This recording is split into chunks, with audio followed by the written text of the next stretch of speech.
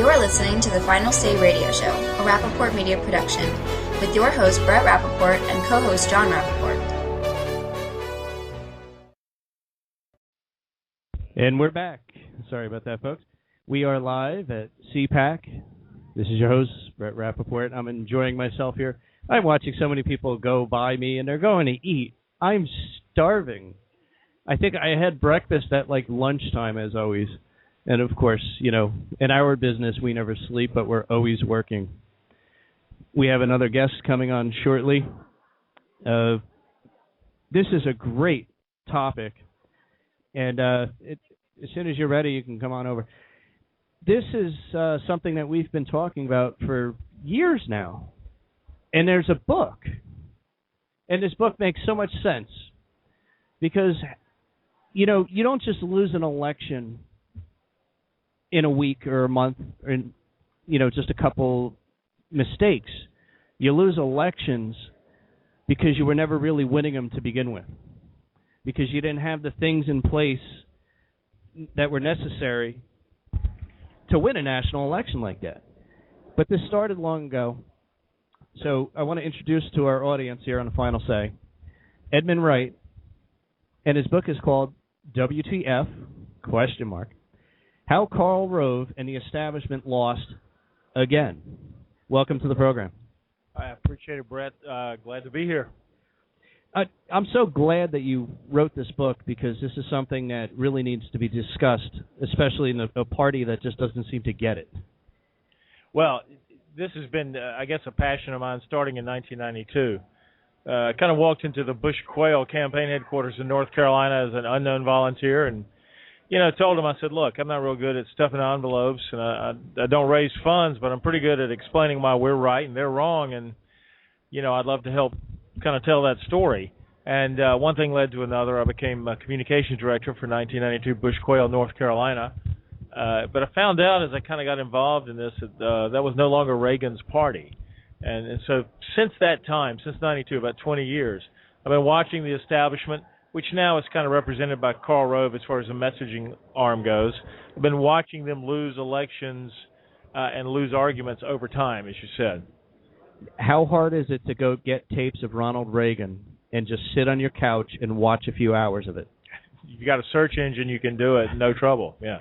I mean, that's the finest example I could think of in our party. I consider myself to be a Republican, but of a statesman, a leader, but someone who can go out there and deliver the message. Well, let's look at what Reagan did in 1980 and 1984. Let's look at what Newt Gingrich did in 1994 with the Contract with America election. Yes. And let's look at what kind of sprang up organically in 2010, but even before 2010 and late in 2008 and 2009. All of those elections where conservative Republicans won, they were ideological, they were partisan, and there was no trying to take a focus group or a poll and then pretend to agree with what the electorate believed. There was pretty much conservatism saying, look, this is what we believe. Come join us over here. That's what Reagan did twice. It's what Newt did in 94. It's what Newt was doing in the primary process for most of the time. And it's what kind of happened organically in 2010. And that's how Republicans win. They only win elections that are sharply partisan and sharply philosophical. The consultants would have you believe the exact opposite. Well, that's an excellent point. And, looking at the other side, Barack Obama waged war. I mean, he attacked everywhere he could. They knew exactly how to go after Romney. Of course, Romney had a couple flaws, which we knew were flaws, and they were going to come up in the election. And ultimately, maybe they were the flaws that didn't lead to his successful election win. But we're still missing the point here, because let me just bring up some of the negotiations. We have the continuing resolutions. We have the budget discussions. We have various bills that are immigration. The party still doesn't quite get it as they're negotiating. Somehow we've managed to get a small little victory here and there because we got sequester, but we all lose sort of in that one because of the way they allocate the cuts. Well, to go back to something you just said a minute ago about Romney's campaign, if you go back to August at the Republican National Convention, there was a meeting of the big donors with Haley Barbour and Karl Rove. This is like the Billionaires Club. Mm-hmm. I was not there. And Rove said, and I quote him in the book, and I'm paraphrasing now because I don't have the page open, but he basically said, the voters we have to get in this election, we've taken a focus group, and so we have an acute understanding of the voters, and we have to message in a certain way to get them in this election. Just think of the absurdity of the fact that here's a guy who's been supposedly watching the country for 20, 30 years, but he has to take a focus group for 90 minutes to get an acute understanding of the electorate. The problem is conservatism isn't sold in a 90-minute focus group. A focus group is destroying the party because the Rove-led consultant class gets so obsessed with what the voters already believe, and it's why we end up watering down our message, and it doesn't work. We never win elections that way. But at the end of the day, it's about a foundation. And a focus group is the exact opposite of a foundation. It's what's wrong with Washington in the first place. It's about buying votes. It's about what does this focus group tell me I have to promise in order to buy our own block of votes? I like the foundation analogy. That's very good. I think another way of putting it is a focus group is about what, but conservatism is about why.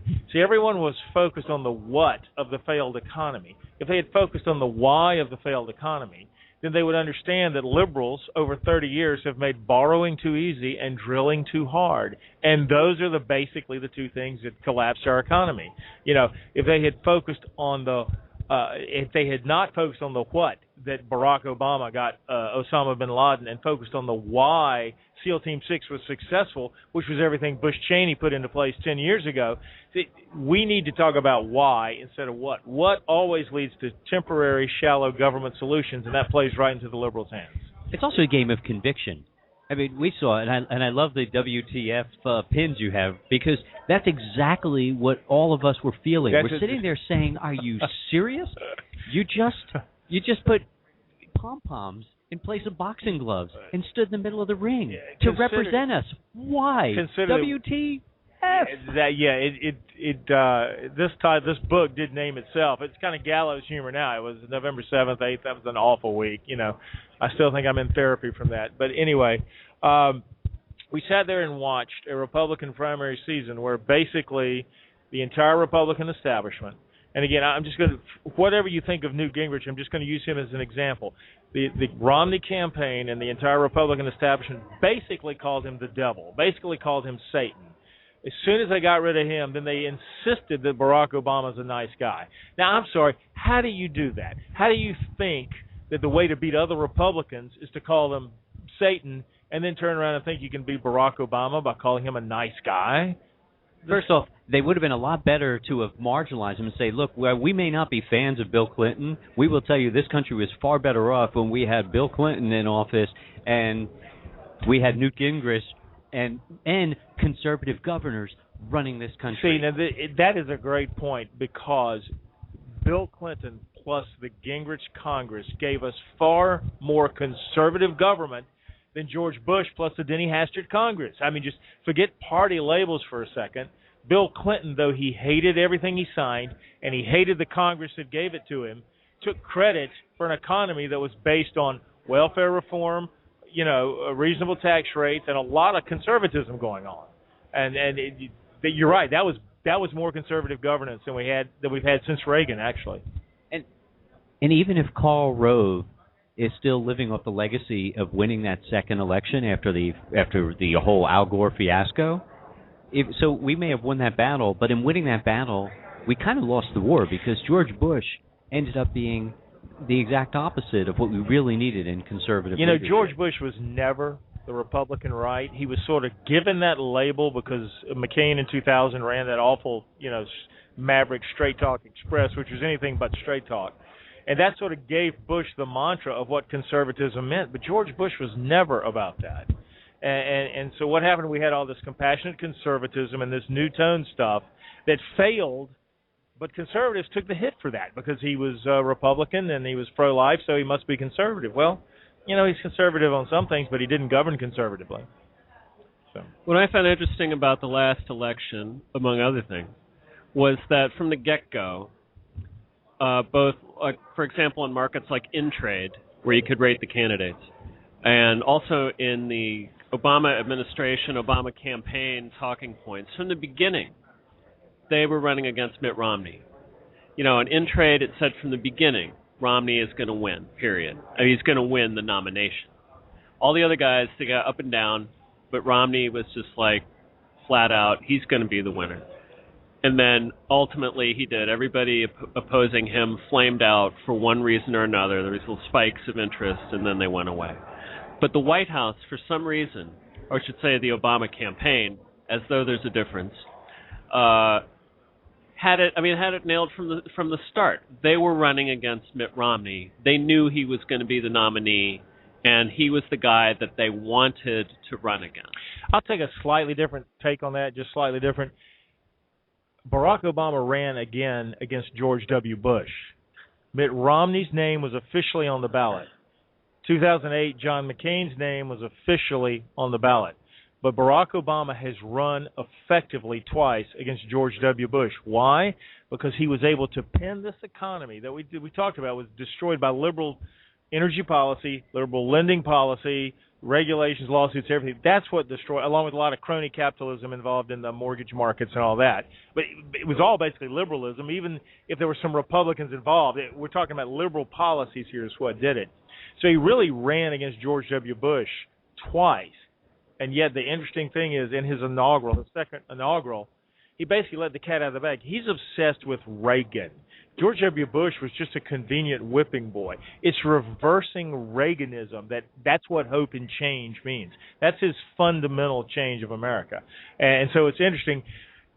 But because Romney's campaign, and this is what's so ironic, Romney's campaign could not challenge Obama, for example, on bin Laden, because to do so meant they would have to join hands with, they would have to give credit to Bush. If you're going to give credit to any politicians for bin Laden, you've either got to give it to Obama or to Bush Cheney. They were so spooked about the low ratings of Bush Cheney, their math was, you know what, it's better just to let Obama have bin Laden. I mean, we know he really didn't do anything about it.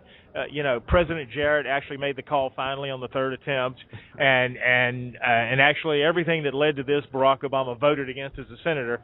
Well, we're going to give him credit anyway. Why? Because that's better than us tying ourselves to Bush Cheney. Now, why was Bush Cheney so radioactive? Because Karl Rove destroyed him for 8 years with his new tone communication strategy. And yet he was running the messaging in coordination with the Romney campaign. So talk about one of the bitter ironies of what happened. And that's why he was really running against George W. Bush. Romney was just a placeholder, but that was his own fault. I just want to point out, for my own personal benefit, that when I suggested that George Bush deserves some credit for the bin Laden takedown when it happened, that Keith Olbermann said I was the worst person in the world. So I just want to, Well, congratulations. Congratulations. I know, it was like high-fiving all over the newsroom because of that. But it goes to the point of how upset the other team would get if you even raised the point that you have been raising, that Bush Cheney, for what they put in place, for developing special operating forces. Oh, and what did Leon Panetta admit a couple weeks ago? Yes, waterboarding, get over it, had a lot to do with that intelligence being developed. Right. So.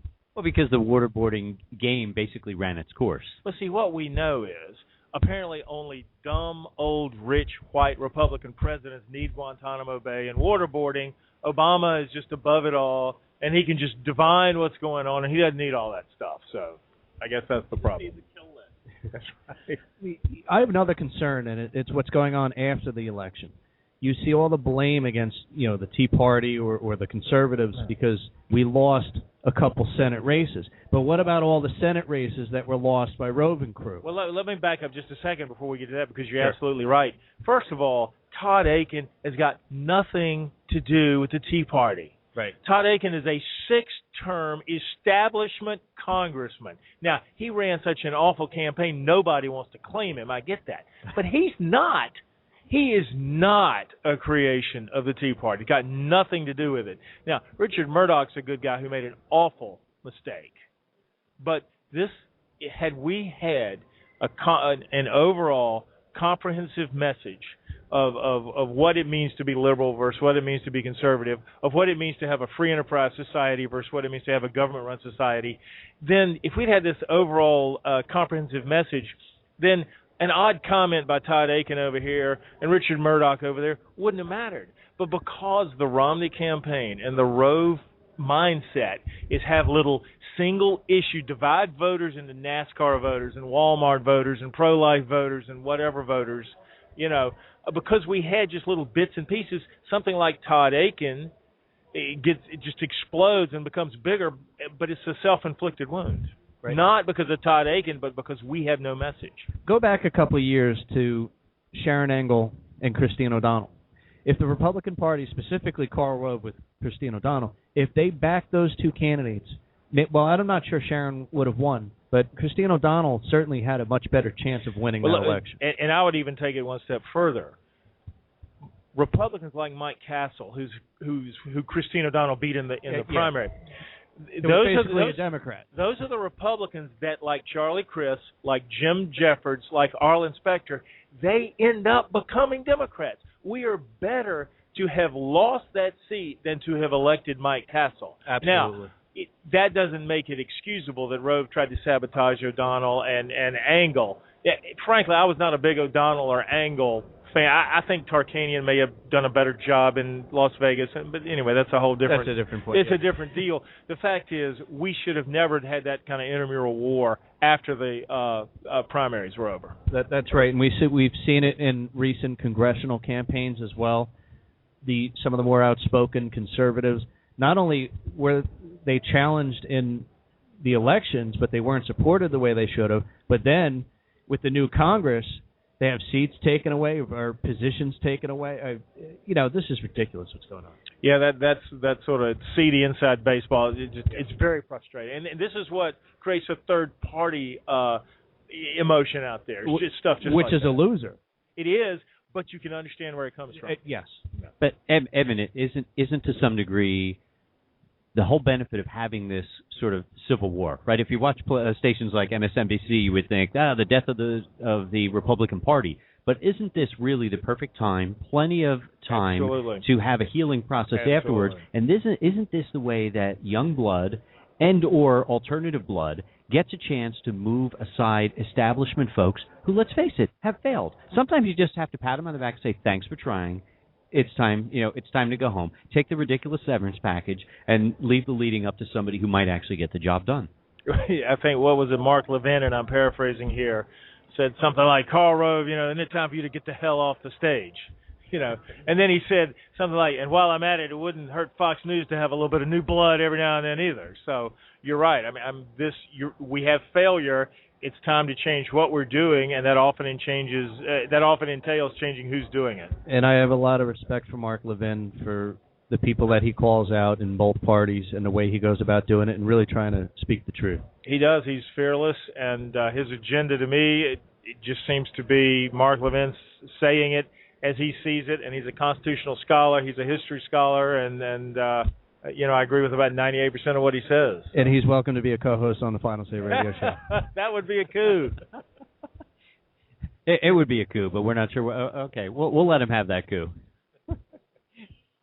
So here's one I'll throw at you. I think there may be one enormous benefit that I'm hoping we actually get out of the George Bush legacy. And I do think that George Bush has another brother who I think would have actually been much better for the country. But I think we don't need dynasties anymore. We've had it with the Kennedys. We had it with others, and God forbid we have it with the Clintons. And I'm hoping that if there's anything that comes out of this, is Americans will lose a tolerance for any desire for something that looks like royalty. I agree with Jesse Jackson, by the way, on that one. Stay out the bushes. It is funny you said that, because I tweeted about 4 or 5 days ago, for the first time I'm ever agreeing with Jesse Jackson, stay out of the bushes, for the reason you just said.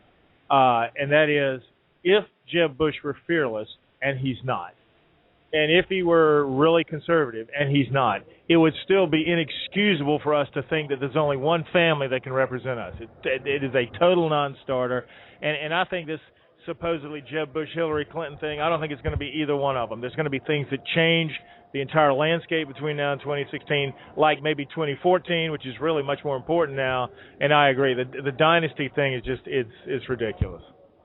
Well, having identified the problem as we have, and as you have, how do you fix it? I mean, well, see, you need to go to TokyoRove.com and order the book, And when you get to the final chapter, which is about 100,000 words in, it's about a 4,000 word final chapter rather. I do list what I think, are the prescriptions to what we need to do going forward. And it's not like there's any magic bullet. I mean, I'd have to charge a lot more than, $19 for the book if it were guaranteed. But I do believe the concepts are sound, and I believe that I've actually laid the groundwork for that with the 20-year foundation that I talked about before that. But to put it in brief terms, we just need to understand that the way conservatives, the way we can win elections, is we have to understand truth is on our side, but you can only sell the truth with the truth. And understand the other side can only sell the lie with the lie. And that instead of looking at a focus group or a poll as the end point of candidate capitulation, a focus group should be the starting point of voter education. And that's basically how we need to totally revamp what we're doing.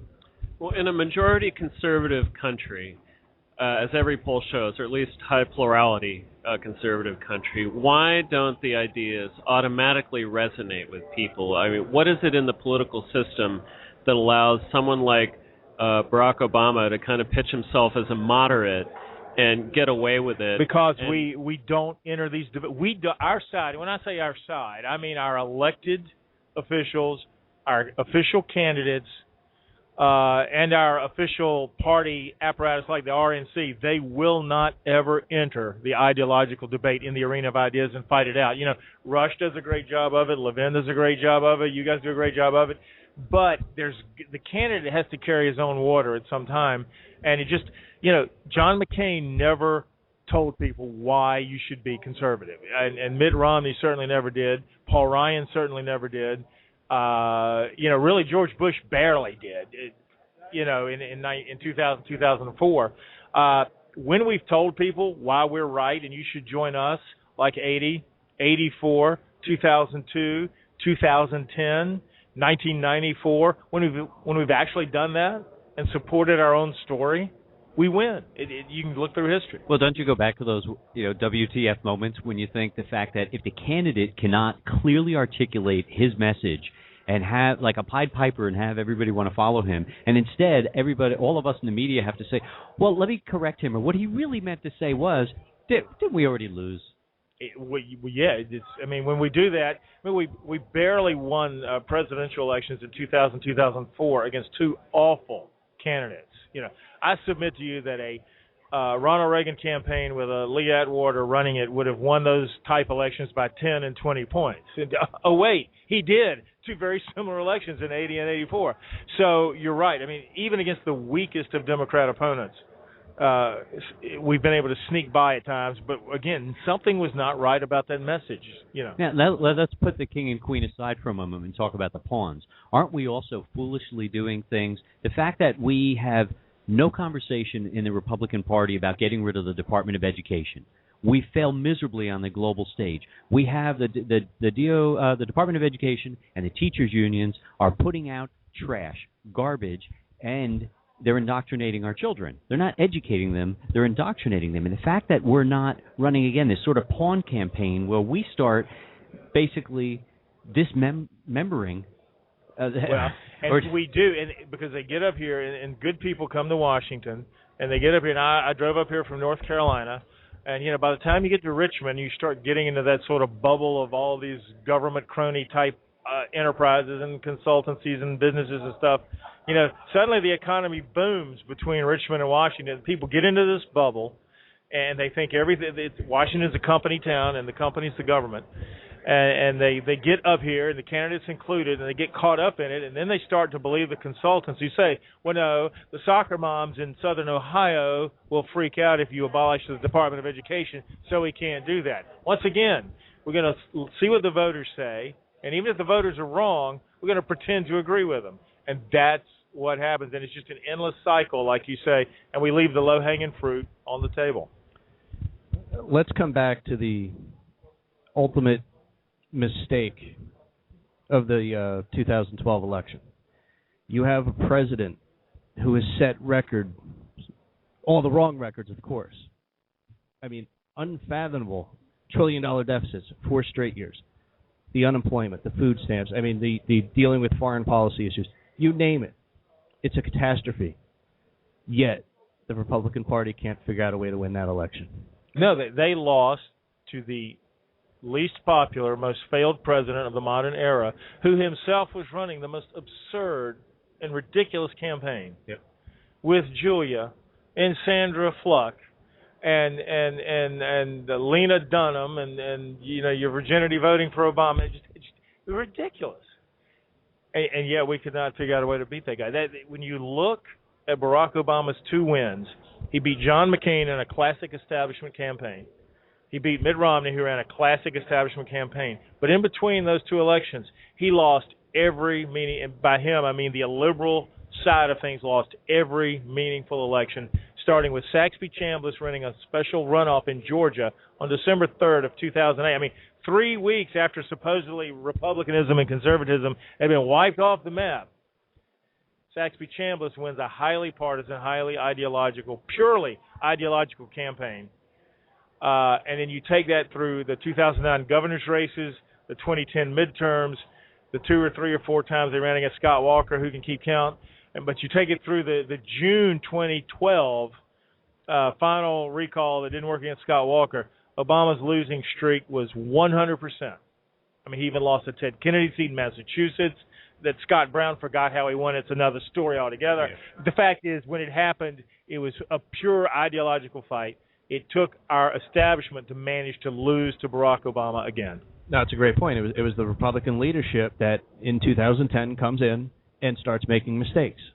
Little ones, and that leadership had nothing to do with those victories. I mean, right. John Boehner, bless his heart, still has no idea what caused him to get the speakership. He has no understanding of the 2010 midterms. No, and I know a lot of fine congressmen that certainly would have done a much better job. Absolutely. One of the things that I'd like to see personally, I think we almost have to temporarily give up on the Senate and really focus on Congress, which focus on the House of Representatives. They can defund things. I mean, we can get an awful lot done, and I think what we really need to do as a party is we need to focus on the House and the governors, and we need to really get those two working together, because just look at Obamacare, for example. Okay, if the courts can't actually figure out what the Constitution means, the governors can block it by not implementing it at the state level. Karl Rove and if had we a lot defund to do it. with John Roberts getting chosen, by the way. I just thought I'd throw that out there since you brought up Obamacare in the courts. The governors, we're having a lot of successes with the governors. The problem with your House theory is that the House leadership just doesn't appear to be on board with that. It's very frustrating. No, it is. And coming back to Roberts, by the way, the single worst decision I've witnessed a court make in my lifetime. Well, it's interesting. Just when I talk about the Roberts nomination thing in the book, and I do cover it, it was a poll-driven Karl Rove who was apparently a poll-driven John Roberts, to sit on the court. He clearly is worried about the Washington D.C. Beltline's perception of him. And his decision is just abominable. But what poll ever supported Obamacare? I mean, it's still the Washington D.C. cocktail circuit poll, and that's it. Right.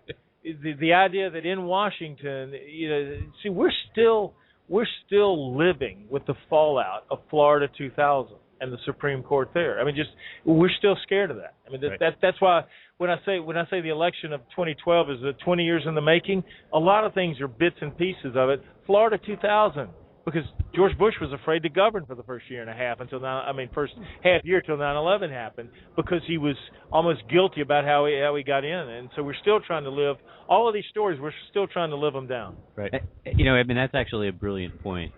Because if you look at this entire battle, it's almost like they took it to the Republicans, knowing like all the voter fraud and all these false stories. Well, we all know that basically they took the skeletons out of their closet, they handed it to the Republican, they hung it on the Republicans' door, knowing that they didn't even want to do it because, again, it would come back to the Bush conversation. And just like you mentioned about running away from the war, they didn't want to talk about Bush Cheney. Then they ran away from this as well. Look at what our establishment has done.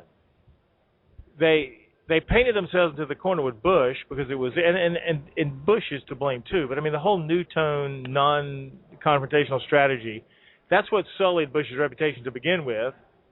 And so now we're afraid of Bush. The very people who are afraid of tying themselves to Bush are the same people who destroyed Bush's reputation.